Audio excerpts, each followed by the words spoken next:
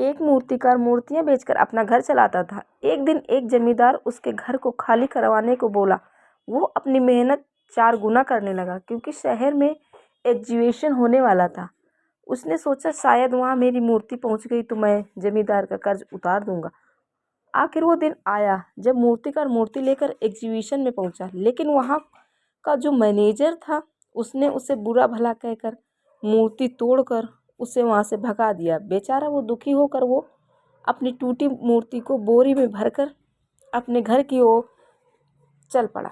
लेकिन रास्ते में उसके मन में जमींदार की बात याद आ रही थी। अब वो थक कर एक छाँव में बोरी रखकर सुस्ताने लगा। फिर उसे एक आवाज़ सुनाई दी। उसने इधर उधर देखा तो पाया कि उसकी मूर्ति फिर से उठकर खड़ी हो गई। उसने उसे गले से लगाया और खाने की तलाश में लग गया। फिर उसने एक लड़की को मूर्ति से बात करते देखा तो लगा कि ये सब क्या हो रहा है। उस लड़की ने कहा, भाई ये मूर्ति बहुत सुंदर है, इसे एग्जीबिशन में रखवा दीजिए।